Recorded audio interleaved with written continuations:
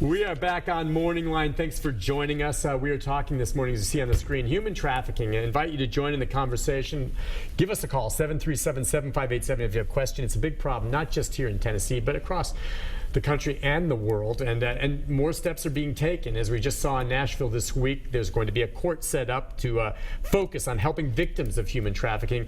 Andrea Johnson's with us. She's with End of Slavery Tennessee. And slavery is a word here, right? I mean, absolutely. That's a strong word when you hear slavery, what you think of. But that's essentially, what's the definition again? You guys we'll give the definition of slavery. I mean, we all know what that is, but it's basically being forced to do something. Fraud, or coercion. Against your will, and there's no involuntary servitude. Yes. That's what it is. And actually, Nick, there are actually more slaves today than there have been at any other time in human history. There's an estimated 27 million slaves worldwide today.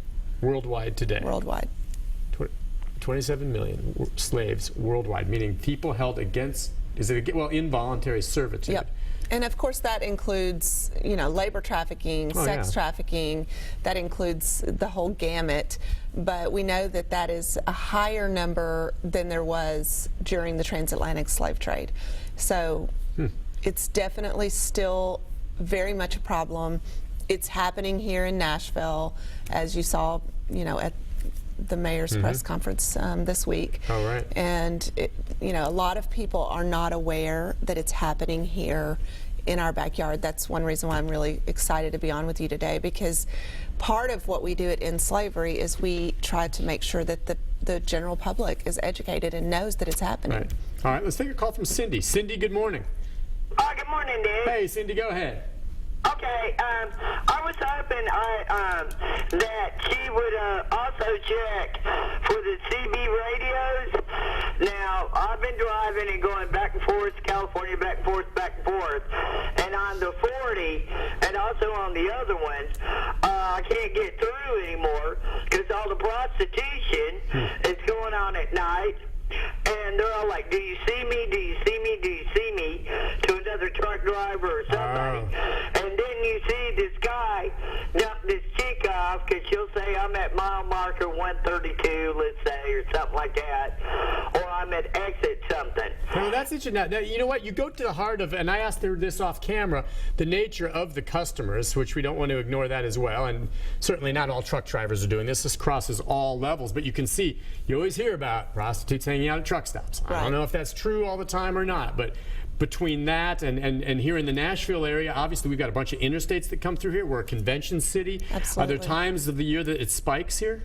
Well, we see spikes whenever there's a big event. Okay. I don't want to pick on any one big event. Well, it's not their fault. They build it around when more people come. We have a lot of, entertainment venues here. Yeah, sure. We have a lot of big entertainment. We have professional sporting events, conventions. Anytime there's a really high-profile, big event here, we do see spikes in trafficking victims. So we've actually had victims just brought to our office by local law enforcement. Okay. Just walked into the office and this girl needs help. What do you, if you would, walk us through that then. When a girl is rescued by a law enforcement, and maybe at that point, because they're so far gone, they don't want to be rescued, but they're pulled out of it by the police, and they come to you. And so I just imagine some of them are like, wanting to get out of there to go back to where they came from just because they're that caught up in it. What do you do?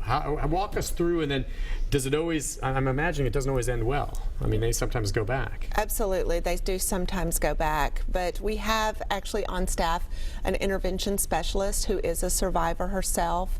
We actually have 2 survivors on staff, and survivors can connect with victims in a way that law enforcement or caseworkers cannot. Sure. So usually when a survivor will offer help to a victim, it makes a bigger impact. And most of the time, if a girl is at a place where she's ready for help, she will accept help and come into the program.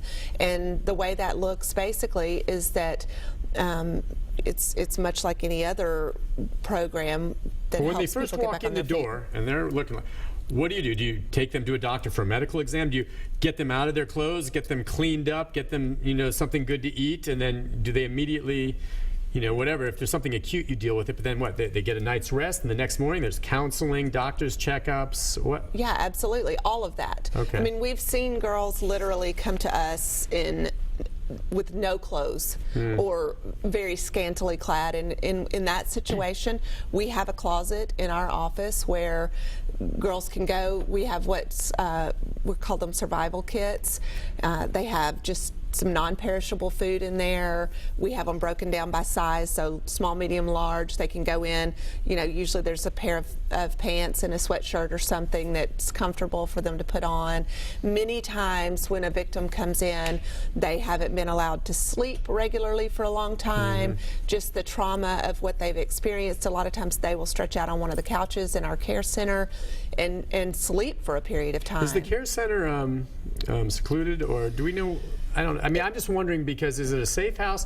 At some point when they come to you, the people they were working for view them as their livestock or product. Property, and you would right. wonder if they're wanting to try to come get them.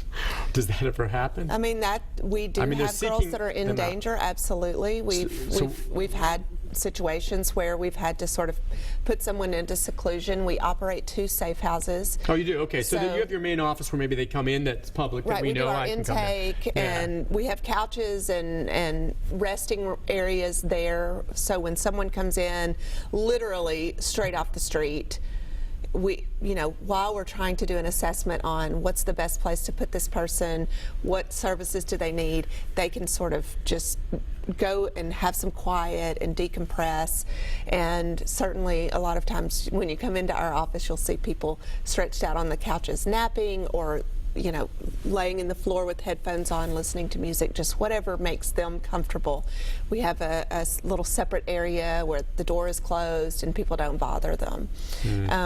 But yeah, we see everything. I mean, we see people who come in with no clothing, haven't eaten maybe for days. That we know that that's one of the things traffickers will do. Sometimes they'll withhold food, or they will withhold sleep until a victim makes a certain quota for a day, and they're not allowed to eat until they've made their quota. They're not allowed to sleep. Now, will they then work with law enforcement if they haven't caught the main trafficker to try to track down the individual that held them? I mean, does that happen next? And then that can be difficult. If they do that, it means that they have to maybe testify against them, or at least tell where they are. Do they do that? Absolutely. I mean, we see really.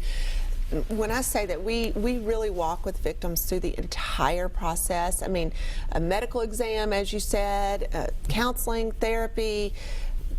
A lot of times dental work is required. Many of the girls, either through lack of dental care for years and years, or through trauma from beatings and whatnot, will need dental care.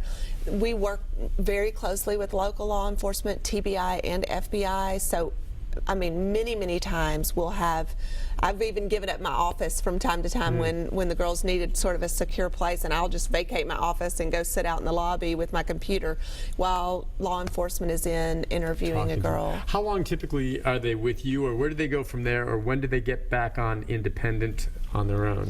Well, it's really individualized care in our situation. There's really no cookie cutter answer, but our safe house is really designed to house girls for up to 6 months. So what we do is we work with each individual survivor to sort of come up with goals and a plan. That might be regaining custody of their children. It might be, finishing their degree. I mean, they get back in touch with their family that maybe lost touch with them? A lot of times they get back in touch with their family. Many times, actually, believe it or not, their family, there are a lot of girls that have supportive family who love them and really want them to be doing well. And that's the best case scenario, when you have a family that wants to support what you're doing. So we, of course, try to make that happen. Over the Christmas holidays, we had a lot of transporting back and forth of survivors, trying to get them home for visits with their family of origin and get them back to Nashville so that they could get back into treatment when they were done. And they're going to need the treatment. I mean, I'm just thinking that after going through some of what you described, they're going to have PTSD. Absolutely. Some of them. They're permanently changed because of this, aren't they? I'm not saying that they can't go out and function and have a hopefully fulfilling life if they've been rescued, but I can't imagine things are ever the same. Well, it's really like with any trauma. Oh yeah, I mean, it's going to be there it's for going you. It's going to really change your outlook on things. Absolutely. Well, how do they ever trust a man again? Well, that is definitely an issue that we see a lot of our women deal with. Trust is certainly a very difficult thing for them, but that is one of the things that makes us a little bit different than some programs. We use a survivor-informed care model where we address the trauma specific to the survivor, and we actually, like I said, we don't do the cookie cutter process. We really work with the girls individually to make sure that she is informing every step of the way what services she needs, what services she gets in order to fulfill whatever her goals are for her life. And are some of them, like you said, you have this image of what they're like, maybe high school dropout. I mean, have you seen some in there that are, educated women? Absolutely. And we're talking educated, that came from good families? Absolutely. We have. Now, I would think for someone to fall into that, there had to be drugs involved. I mean, if you're educated, you come from a good family, you know better. So where did they slip off the cliff? Well, I'll give you an example of a case that we had recently of a girl from a wealthy suburb of Nashville. She went to a private Christian school here, went away to college, just met the wrong boy. And during the course of dating this guy, he introduced her to drugs. I don't know if it was marijuana or what it was, but it starts out so subtly of, let me take these pictures of you. And will you send me pictures of yourself? And you'd be surprised how not shocked teenagers are by that request. It's so common. Sexting is a big thing now. And that's crazy among strangers. Now, I can see a boyfriend and a girlfriend, if they're in a committed, serious relationship, might exchange, racy photos. I don't see any problem with that between the two of them in the privacy. So that's how it starts. That's how it started for this girl. And then the next thing you know, her photos end up on a porn site. Right, okay. And someone recognized her from, one of her friends from high school actually saw her on the site, the pictures of her, and notified her family.